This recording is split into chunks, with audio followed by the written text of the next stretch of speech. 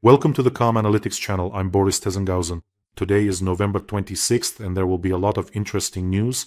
In this episode, how Ukraine struck a blow against the most important strategic plant of the Russian Federation and in fact against the entire missile program. The scandalous tapes of Ushakov, Dmitriev and Witkoff. Who wants to disrupt the negotiations and is wiretapping US officials. How French philanthropists turned out to be spies. A Kremlin spy front, a high-profile case in France, and what discovery I made while browsing the website of these French philanthropists. It turns out that propagandist Solovyov in Russia was allegedly targeted for assassination with poisoned pizza, and Russia is entering a new round of turmoil. The so-called heroes of the special military operation who have returned may become a new serious threat to Moscow itself. This and more will be covered in today's episode. There's a lot of interesting stuff ahead. If this is your first time on this channel, welcome. Subscribe so you don't miss future episodes. But before we get to the main topic about wiretapping and scandals, and there's a lot of interesting stuff there, let's briefly talk about direct action sanctions, as we call them here, and about how Ukraine very precisely struck a strategically important facility in Russia last night.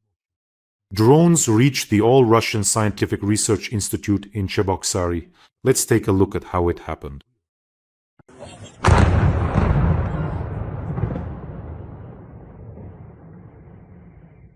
It's not the first time drones have made it there, but this time several drones hit their target.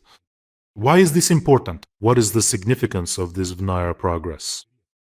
The fact is that in recent years, this veneer progress has become not just an electrical plant, but one of the key suppliers of critically important radio electronics for the Russian armed forces.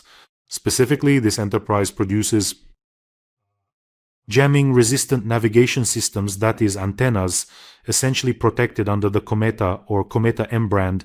These modules are widely used in strike drones, for example the Shahed type, as well as in cruise and ballistic missiles, such as Kalibr and Iskanders M, in guided aerial bombs, and in other weapon systems. Kometa provides stable satellite navigation with this antenna, which is produced at this plant even under intense electronic jamming.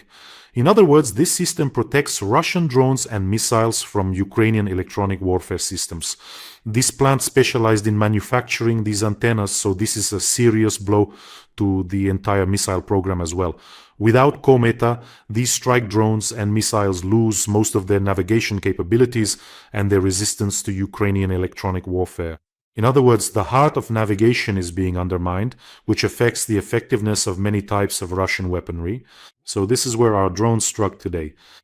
And now let's move on to the main topic. So apparently someone really doesn't want the negotiations on Ukraine to continue. Recordings of closed meetings are being leaked online. Recordings of negotiations between Trump's special representative Witkoff and Putin's aide Ushakov, as well as a separate conversation between Putin's representative Dmitriev and his aide Ushakov, have been leaked. In other words, these were working discussions about possible parameters for future agreements on Ukraine. So who leaked them? Well, here most experts agree that the style and content of the recordings suggest that the leak most likely came from the Russian security services, since Ushakov was present at both conversations and most likely they were listening in on Ushakov. And well, 99% chance it was the FSB in Russia who did it. And not just the FSB, but specifically the part of the FSB that's connected to that very same hawkish war party.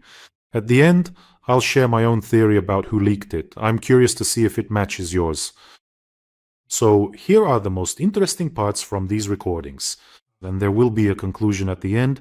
That is, many people are convinced that it was deliberately leaked to disrupt the negotiations. Because essentially, the main blow from these leaked recordings falls on Steve Witkoff. But you know what's interesting? Here's another interesting point.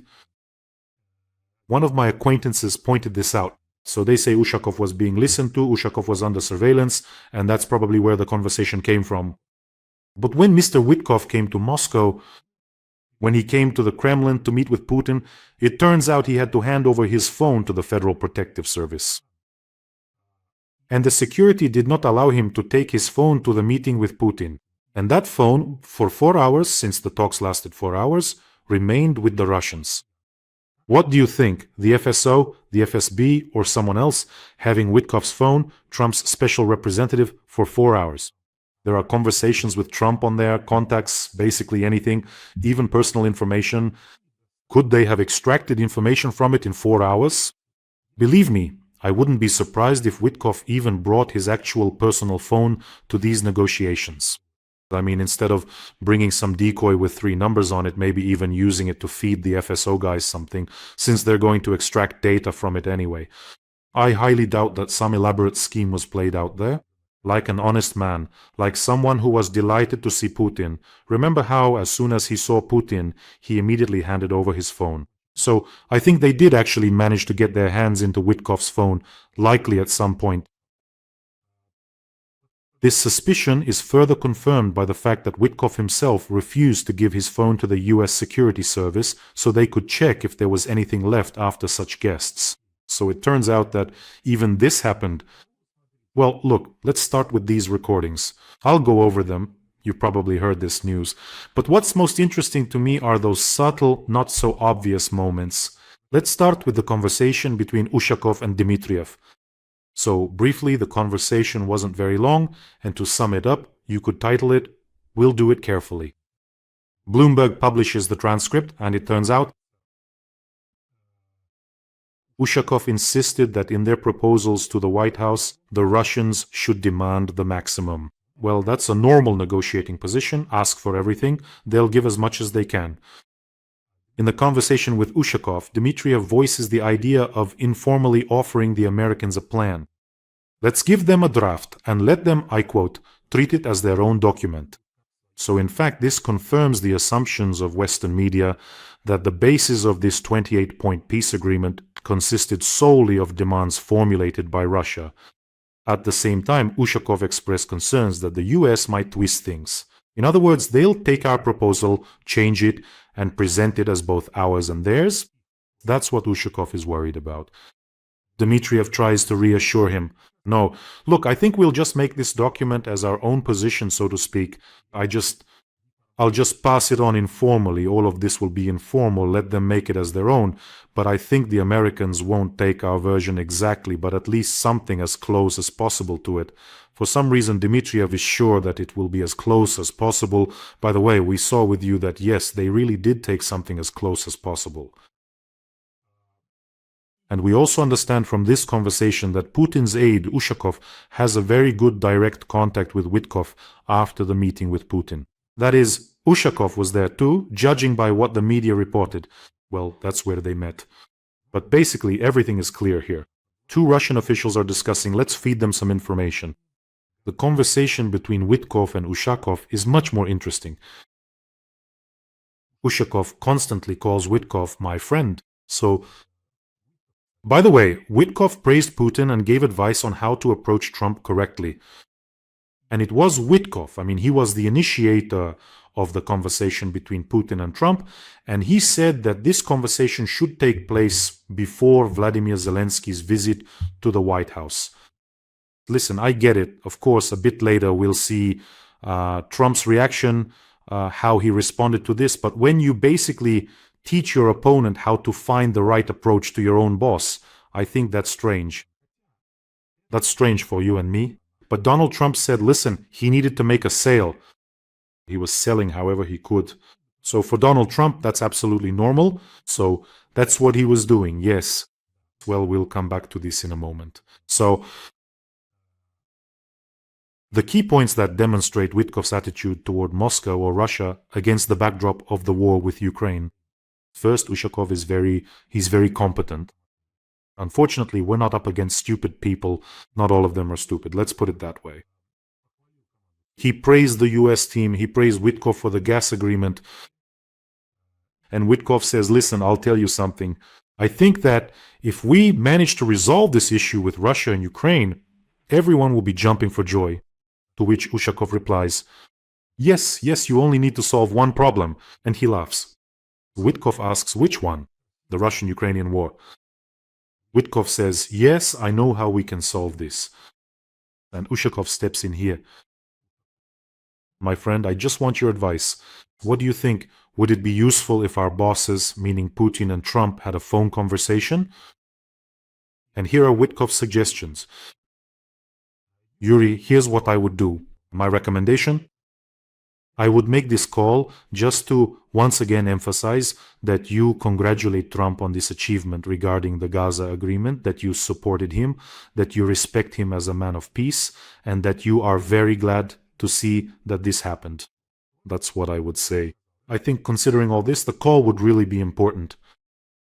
Because let me tell you what I told President Trump, says Steve Witkoff. I told President Trump that you, the Russian Federation, have always wanted a peace agreement. And that is my conviction. I told the president that I believe in this. And I believe that the issue is that we have two countries that find it difficult to reach a compromise. You see how it goes. And Witkoff says, let your boss call my boss before Zelensky comes here. Well, I mean, it's pretty obvious whose side Mr. Witkoff is on. I just want you to tell President Putin, this is a quote from this transcript, Steve Witkoff, I just want you to, if possible, perhaps just tell President Putin, because you know I have the deepest respect for President Putin. Yes, and then Witkoff goes on to say, and one more thing, on Friday, Zelensky will be here. Ushakov says, I know. Witkoff says, I'll go to this meeting because they want me to be there. It's worth having a conversation with your boss before this meeting. Exactly, says Witkoff. Well, in other words, it's clear to everyone that Mr. Witkoff is, in this case, giving very detailed instructions to the Russian side. I don't even know. Deep respect for Putin. Wine for him or something else, I don't know, but that's how it is. But the most interesting thing is that the leak of these conversations was also aimed at taking down Witkoff. So, regarding the publication of these recordings, since, well, most likely it was the Russian special services who were listening, who else could have been recording from Ushakov's phone? So this so-called party of war, why were they listening in and why are they leaking these conversations? They don't want the war to stop. In other words, they sensed that things were suddenly moving very quickly. Yes, we don't fully accept the plan, it was revised, but already something is happening in Abu Dhabi, something's going on there. And suddenly everything is moving really, really fast. We might be able to sign everything soon, and we've already agreed on some points. So the party of war in Russia doesn't want this war to end. Moreover, under no circumstances, neither entirely on Russian terms, nor entirely on Ukrainian terms, nor anywhere in between. They don't want it to end, because right now, under the cover of war, there's a massive redistribution of resources happening in Russia. Assets are being taken away from those who are farther from Putin, while those closer to him are seizing these assets for themselves. Western companies are leaving, and their assets are being taken over. So what's happening there is huge amounts of money are going to the military-industrial complex, and their own people are getting the contracts. It's simply a paradise for those who are close to the Botoxed body, and who are profiting from this war. Moreover, the redistribution of assets might not be visually noticeable, but judging by the number of managers and top managers in the gas and oil industry who have fallen out of windows, it's clear what's happening. They're being removed by the dozens, replaced by others, and so on. So, who is this party of war? First and foremost, there are two figures, Patrushev and Bortnikov. This is the main decision-making center for the war. FSB, plus part of the Security Council, and also, yes, Chemazov, that's Rostec, the main beneficiaries of the war budget, the so-called military-industrial complex clan. There are many of them, the Kovalchuks, Timchenko, Kadyrov, Malofeev. This is the so-called power capitalism, those who are close to the inner circle, those who have latched onto the budgets.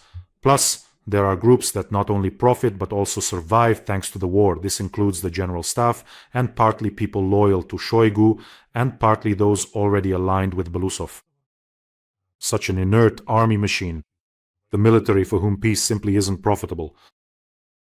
This leak shouldn't stop the negotiations, judging by Trump's reaction. But it might slow down these negotiations. And it's also a blow to Dmitry.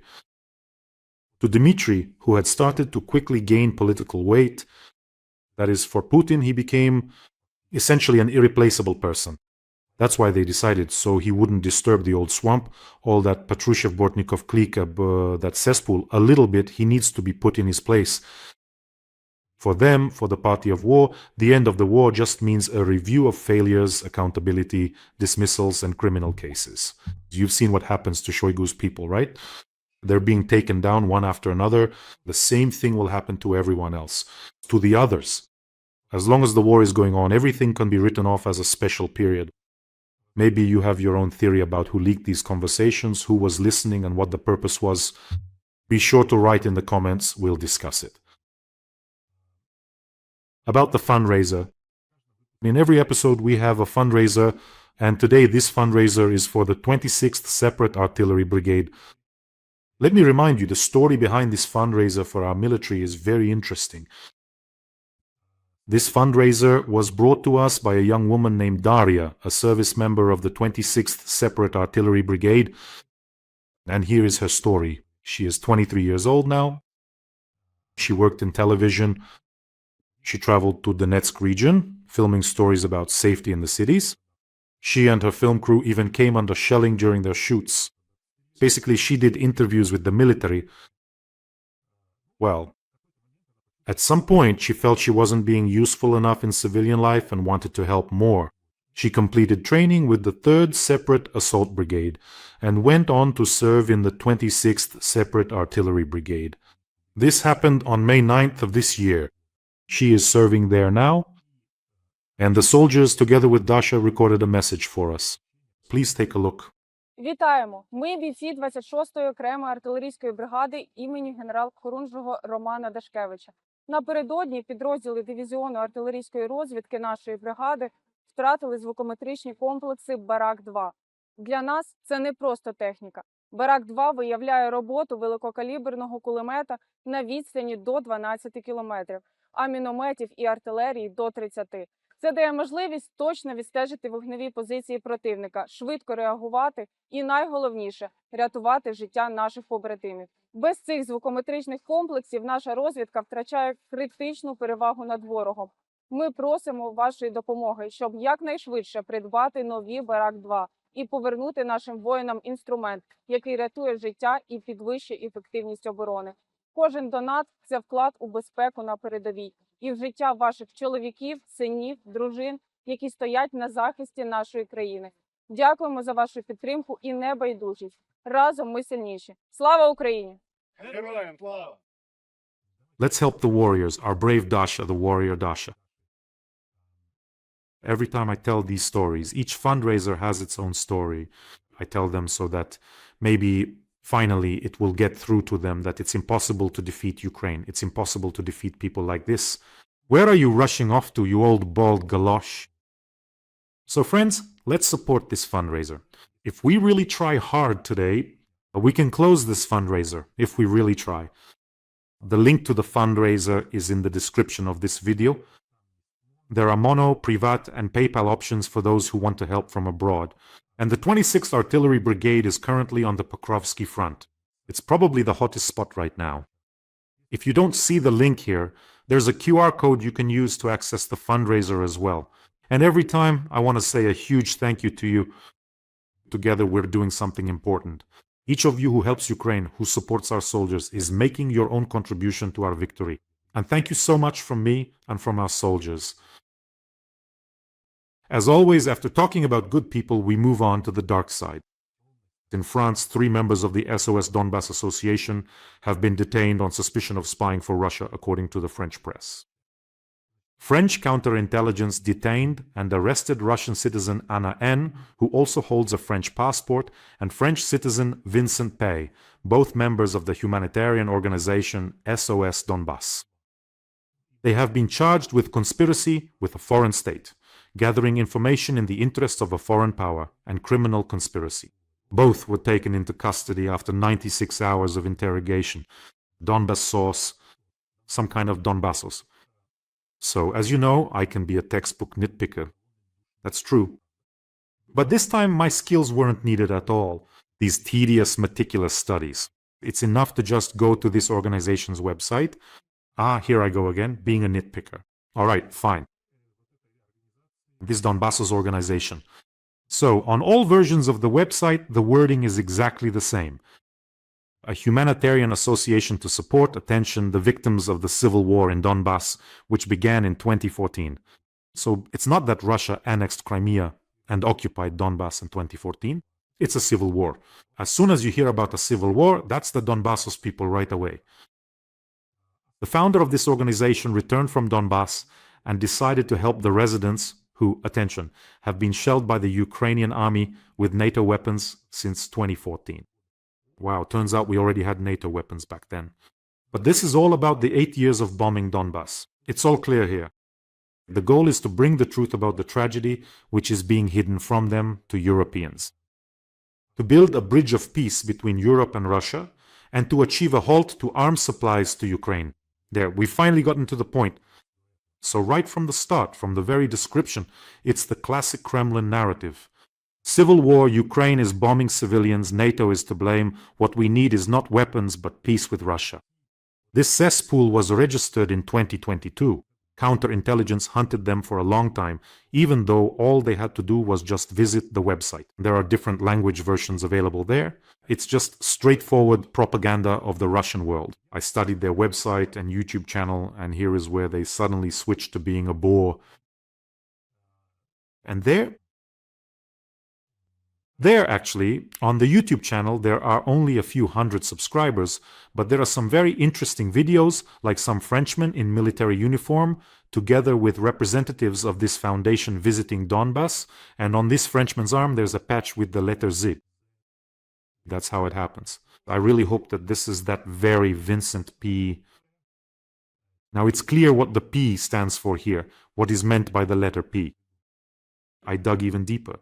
They have organizations there that they cooperate with. Right on the page, different foundations and communities are listed. I picked the first one I see. The foundation is called Verified People. I go to their Telegram channel, and there it says Aid for Servicemen and Civilians of Donbass. A bunch of videos of military personnel, regular Russian officers, occupiers.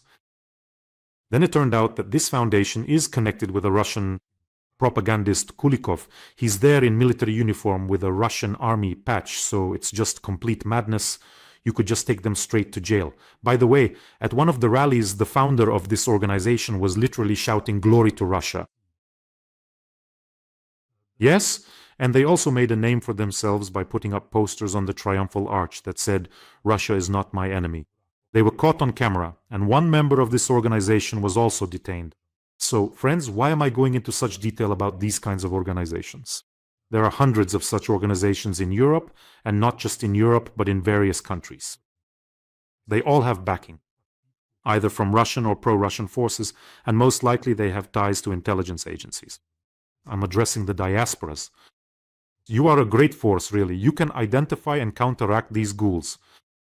Ideally, of course, we should gather them all up and send them home to Russia. Let them love their homeland in Syzran. But the fight against this organization actually began with concerned members of the diasporas who carried out, including their own investigation, managed to get the organization's accounts blocked, and then law enforcement agencies took over. And here's a simple example of why Russia launches such organizations. Look, for example, in January, this is just one example. Of course, there's information gathering, recruitment, and all the rest, but here's how it works in terms of propaganda. In January 2024, Russia's RIA Novosti published a list of 30 French mercenaries who allegedly died in Kharkiv, citing precisely this organization of French volunteers, the SOS Donbass organization. An investigation was conducted by one organization, and French journalists checked this list of 13 French mercenaries.